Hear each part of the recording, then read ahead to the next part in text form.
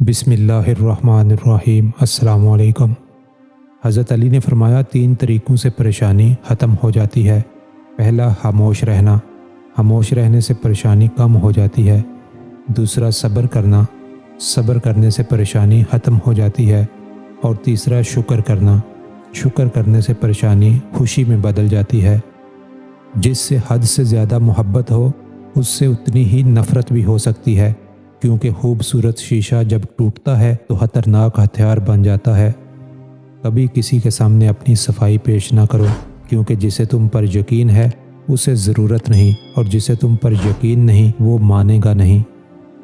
زمانے کی 2 حالتیں ہیں، کبھی کوئی چیز چھین لیتا ہے اور کبھی کوئی چیز دے دیتا ہے۔ جو چیز چھین لے وہ لوٹ کے نہیں آتی، اور جو دے دے وہ ہمیشہ رہتی نہیں۔ حسد ایک لا علاج بیماری ہے جو حاسد یا مقصود کی موت تک دور نہیں ہوتی۔ موت کو ہمیشہ یاد رکھو، مگر موت کی آرزو کبھی نہ کرو۔ جو تمہیں غم کی شدت میں یاد آئے سمجھ لو کہ تم مجھ سے محبت کرتے ہو۔ انسان کی زینت عقل سے ہے، اس کا مرتبہ اس کی ہمت کے مواقف اور اس کے کام اس کے دل کے مطابق ہوتے ہیں۔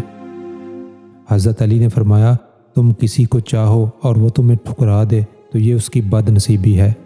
اس کے بعد بھی تم اس کو زبردستی اپنانا چاہو تو یہ تمہارے نفس کی ذلت ہے۔ اگر کوئی تلخ بات کہے تو اس کے لیے برا خیال اس وقت تک نہ کرو جب تک اس کا کوئی اچھا مطلب نکل سکے۔ خدا سے ڈرتے رہو، جس کی صفت یہ ہے کہ اگر تم بات کرو تو سنتا ہے، اور اگر دل میں رکھو تو جانتا ہے۔ لمبی آرزویں بیوقوفوں کا سرمایہ اور دراز امیدیں احمقوں کا بہلاوا ہیں۔ سب سے بہترین لقمہ وہ ہے جو اپنی محنت سے حاصل کیا جائے۔ حضرت علی نے فرمایا، زندگی کے 3 سنہری اصول ہمیشہ یاد رکھو۔